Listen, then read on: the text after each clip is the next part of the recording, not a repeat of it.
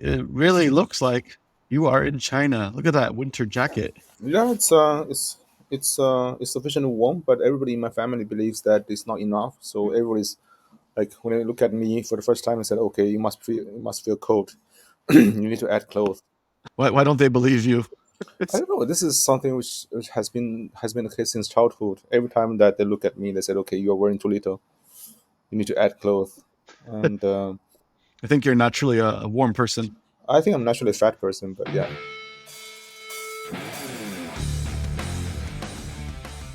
the weather is good. Kind of lucky. So I came back to China 2 days before Lunar New Year, and a week, no, 3 or 4 days before that, it snowed actually around Shanghai area. And you might, not sure if you've seen the photos and videos of all the cars trapped in the snow trying to make their way back to their homes. And No, I missed that. I think in the central province they used a steam powered or coal powered, what do you call that, the thing which draws the whole train, the head, the engine, Oh, the the locomotive, or whatever. yeah, the engine, the engine, yeah, the head train. Yeah, Yeah. to pull a few carriages of high speed train carriages, because everything has been stopped, and apparently some kind of wires were frozen, so that the high speed rail is not functioning, so they have to take out the traditional wire to actually pull them around. Oh, wow. Mm. Okay. Um, and before that, you were in Malaysia. So why don't we just do a quick update? So anything interesting from your traveling from Malaysia or and then going into China? Uh, I think, yeah, I went to my parents-in-law in Malaysia before Lunar New Year. So, and because I decided to come to China for the New Year itself. So I think for Malaysia it's okay. Everything's as usual. There's no traffic jam because I went like a few days ahead of the Lunar New Year. But some of my friends who were Yeah. traveling on the day itself were stuck in traffic crossing the border from Singapore to Malaysia for like 3 to 4 hours. Mm. Yeah. Yeah, yeah, Oh yeah. everything is normal. Then I flew to Shanghai from Singapore. So for the Lunar New Year, this is apparently the coldest winter in record. But by the time I came back, it was already like warmed up. I mean, yesterday was 12 degrees at the highest, the lowest is 1 degrees. So, but it had been like Oh wow. sub-zero for a few weeks. And bear in mind, so my hometown, close to Shanghai, is exactly to the south of a line that the government drew in like 1955 to decide that which. I Mm. mean, to the north of this line, there's central heating installed. To the south of this line, and all the apartment blocks did not have central heating, so you have to rely on. Oh Yeah. wow. So yeah, so Interesting. I mean, since I'm here, it's been full blast. The air conditioning, the heaters and stuff. Yeah, so it keeps things warm. Yeah. And then have you spent any time around the city or have you noticed any big changes? Mm, Couple of things. I mean, I've been walking around because I've been eating too much. So whenever I get opportunity, like before after dinner, I walk around the city. I mean, it's a relatively small city, like only 800,000 people. It's like a really small city. So Small? Oh my yeah, god. That's like a it's like a big city for America. yeah, and and then at lunches and dinners, of course, meet friends, family, friends, people in the family, etc., extended family. Couple of things. So first, on the street, you notice that there are more and more shop fronts which are empty, which are looking for transfer or a sale. So people think that this is. I mean, especially those who are selling physical goods, and I think that has been the impact of e-commerce over the last few years. Mm. So I think some of them have remained empty for a while. On the other hand, there are a lot of service businesses on the street and in malls, right? I mean, you don't go there to buy physical goods. You go there for, I don't know, head massage. You go there Services. for for acupuncture. I mean, there's like lots of acupuncture Mm. places, and Yeah. yeah, you see a lot of service businesses, but you don't see as many places selling physical goods. What Interesting. else? I've been speaking with people. Everybody's worried about the property market because I think that concerns everyone. Because everyone has some Yeah. property, and most people would have mortgaged their property. So everyone's a bit concerned about that. Some people are concerned about the macro economy. Some seasoned business people that I've talked to, they're not too worried. I don't know. One of them told me that okay, it has always been the Wild West. So we always navigate it, and this time is no different. It's so I mean Mm, we have been through lots of crises, and this time we'll pull it through. And you have the other people saying that look, the government is really very helpful to help us expand businesses outside China. So actually tonight I'm going for mm. a networking dinner with Okay. local fellow businessmen who have installed themselves outside China. So let's see how that goes. Mm. Interesting. Is there a sentiment where there's a need to expand outside because local consumption is weak, or there's too much competition internally? So is it a question of no room within China, or is it a question of like it's not enough to keep a business within China to survive? No, I think you look at the statistics, you can see that the growth has been weak, and how much that has aggravated. Slowing Yeah, down. that has aggravated the competition. I don't know, but people feel that the competition is really fierce, right? I mean, um, I have a Mm, friend who runs a manufacturing business of fairly sophisticated electric. I don't know how to call that kind of stuff. Like the device and the specific transformers, which are usually used for yeah. large installations like hydropower stations, nuclear power stations, etc. So Mm, So he said, I mean, these few years, I mean, it takes much more effort to maintain customer relationships because the tenders have become much harder, and people are like, really, really fighting for the price and stuff. Hmm.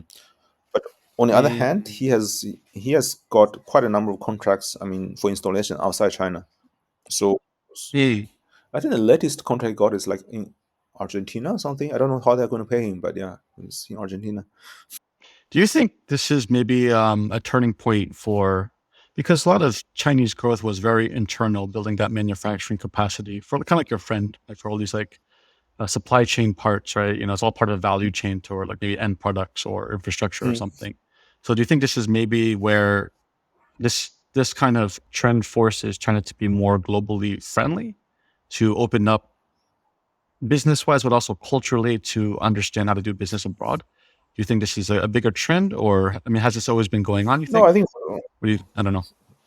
for the past like half a year, to me, it's apparent like businesses are looking outside for growth, and how exactly Mm, they are doing that, and how exactly they are securing the talent, or would the business leaders, I mean, actually go out of China and try to expand that market themselves, and how do yeah, they make the myriad of decisions that are needed to operate in a different market, and how do they sort of associate themselves with, I don't know, upstream, downstream competitors, yeah, regulators, government, etc. So I think there's lots of learning that people are yeah. doing.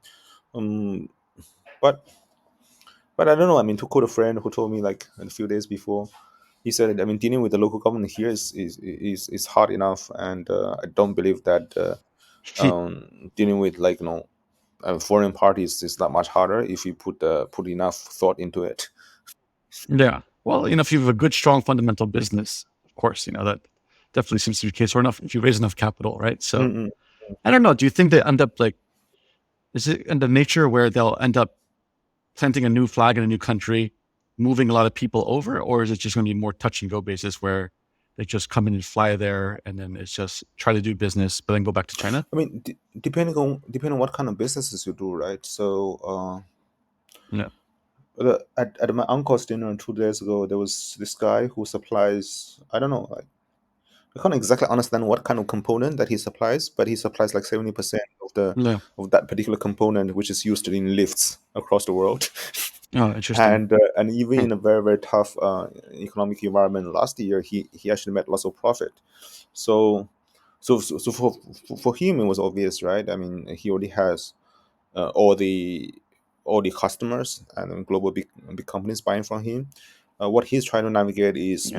maybe to install like a production base elsewhere to diversify the risk a little bit. But for other Hmm. businesses, I mean, you probably need more. I mean, tech businesses, right? I mean, you think about companies like Yeah. Meituan, right? I mean, the founder recently took charge of the overseas business directly under his control, not to be run by any of the lieutenants. Yeah. So that kind of business will probably need a lot of thinking about. I mean, how do you build ecosystem locally rather than, I mean, you have a very Yeah. sophisticated product and you sell it and you just need to build distribution. You just need to, I mean, eventually Hmm. maybe manufacture elsewhere. But for any sort of ecosystem kind of business, I mean, it's much harder, right? Mm. Yeah. That's Mm-mm. true. So you've been talking to a mix of like regular consumers, business owners, and it seems to be mixed sentiment on the ground, right? It seems to I'm be. not I'm not sure how regular the consumers I talk to, because these are people who are sort of from the family, and these are people who are sort of, I from see. childhood Okay. friends. Many of them are business owners, so I'm not sure how representative they are. But yesterday, my cousin Yeah. forced Correct. us to go to a barbecue on the rivers, no, on the lakeside. So they apparently built this new lake, artificial lake, which was quite nice. Mhm. And in winter, like, the grassland next to the lake were all sort of yellow. So my cousin just Yeah. brought a tent, brought and all the devices. A Yeah, tent. and he started Wow. barbecue there. It was super cool. And he brought a gas canister there as well. And then you look around, you see people like enjoying their lives and stuff, and you talk to everyone. Everyone seems to be happy, jolly. So I don't know. I think it's just maybe just New Year. They sort of choose to forego all the sorrows, and All the yeah, worries. and decide to have. I mean, because many small business owners, they only rest during these few days, right, throughout the whole year. That's true. Otherwise, they're working Yeah, I very mean, you, hard. you see that in Vietnam as well, right? People work all year round, and during the new Yeah. year, they take a few days Yeah. off. Mm. Mm. Yeah. Okay, that's a fair point. Yeah, we don't really know. I mean, it's a holiday mood. You are talking to more business people, so the sentiment could be read in between the Mm. lines. Are you reading anything in the news cycles locally? I mean, so since you're not, you're talking to some people, but then are you looking at media at all or anything interesting that's narratives I don't or? know. I don't consume much local media. I've been looking at Douyin, the sort of TikTok equivalent in China, like last few days, just to get a sense of Yeah. what they're doing. And there has been a lot of F&B ads on Douyin, much more than probably a few weeks ago. No, no, Mm, sorry, interesting. much more than the previous few rounds when I was here. So we all knew that this year, no, sorry, last year, and Douyin went kind of aggressive in attacking Meituan's core sort of market of sort of local business advertising, and apparently it's Mhm. just everywhere. Like, like quite a number of restaurants are producing videos, and there's with a small link below saying that, hey, claim the voucher here, claim the voucher there. Mm. Yeah, we talked about this in our previous episode in the studio a Mm. little bit because Dave actually was praising Grab for their recent efforts in advertising, right? Because we talked about that also a little bit with you the last episode where Grab is ramping up their advertising efforts. It seems to be almost like a blueprint, what you're saying, of what the kind of local ecosystem in Southeast Asia may follow, where once they have massed this big platform with a lot of users, a lot of surface area, then advertising is made the next layer for another income revenue generating stream. Yeah, and So those, it seems interesting that that's even more the case in China. yeah, it's I mean, whatever you do is much it's much more competitive here. Oh Mm. yeah, Mm. yeah, yeah. And then, did you see anything with live streaming around your city, town? Because like when I was in Kunming, I noticed that to be a very big trend. Maybe because it's a tourist city and there's a lot of beautiful spots where people can do. It's more like a lot of singing for live streaming and not so much selling. But I don't know. Do you see anything around your city in terms of live selling or these kind of things? Not so much, because most of the businesses here are not consumer businesses. So Mm, of course there are people producing, like, short videos and stuff. it's more industrial. There's actually lots of short videos that I see about events uh, around the town, but I don't see much live streaming per se. I think I think live streaming for entertainment, that's everywhere. Like people go to like famous tourist site. I mean, uh, I think Yeah, I probably correct. told you then when I was crossing over from Lokai, Vietnam to Heko in China. Actually, at the border itself, you see like lots of live streamers there, like observing, Oh, really? Interesting. all the people like doing the cross border trade, and there's a lot of that. And I think as far as live selling as industry is concerned, there's obviously a large operations, new brands being created, etc. in the Pearl River Delta, and I think around Shanghai Hangzhou area. There's also a Hmm. long tail of lots of like shops doing live streaming, manufacturers doing live streaming themselves. That's largely concentrated in markets as well Interesting. as like the factory sites. I might be visiting a friend's factory like tomorrow. Let me ask him if he. I mean, but he goes for like very large scale tenders, so I'm not sure whether he actually uses Okay. that. He probably spends more time on Yeah. drinking Maltai at banquets. But yeah, More upstream more stuff. upstream stuff. Yeah. Yeah. Mm. Okay, so what up for a final topic? Why don't you tell us about your Momentum Works upcoming event going to Mm. China? Maybe give some details and some ideas about that, and what we can expect and what we can learn maybe in the future. Sure. So we touched upon live selling, right? So we're actually organizing Yeah. a live commerce sort of immersion into Shenzhen and Guangzhou in March, 19th to the 21st of March. So the whole idea is that lots of people have been asking us about, how that thing exactly works in China, right? As a brand, how much effort I should put into this as an e-commerce enabler. Should I become an MCN, or should I start recruiting like hosts? Mm. If I am a Yeah. platform, what should I do? How much effort? What kind of technology should I develop? Should I take AI virtual host seriously? So I think there are lots of these topics, and Yeah. we've been discussing with some friends. We said, okay, why don't we I mean, just go there, take a look. We have actually had fairly good lineup. I mean, of companies to visit and of people to talk to. So which were arranged before the Lunar New Year. So we have, I think, one of the major sort of early stage funds which have invested in quite a number of companies, brands which grew out of live streaming, and so they're going to bring their portfolio for a sharing. So we're visiting a MCN which has like 2 billion worth of sales every year, and the owner drove the Rolls Royce, and Wow. of course, it's I mean, you only see how competitive and how sophisticated the operations are once you are there, right? Just looking at, I mean, Yeah. how they are scripting everything, how they are sort of prepping the host, and how the people like sitting next to the live stream running the analytics and make beats on online advertising like real time, um, and of course Hmm. how to secure the supply chain, the goods, etc., etc. So yeah, I think it's a full suite of the ecosystem that you will see. So far, we have actually quite a good lineup of signups. We are in the process of confirming participants, because one thing we we want is to make sure that, I mean, whoever who actually goes on this trip has some actual business relationships they can build with people Mm. there, be it Yeah. knowledge transfer, be it like, yeah, Actual actual value. value. So yeah, so I think we still have some spots. So whoever who's interested can, yeah, sign up. You can put the link, right? Yeah. How well can yeah? Mm, I'll put a link down in the mm, description, and then you could reach out directly to Momentum Works from their website too. mm, mm. So okay, so any final closing thoughts about your trip in China? Any sentiment or maybe revelations you've had to close out? Um, I think I'm really glad that it's not so cold anymore. So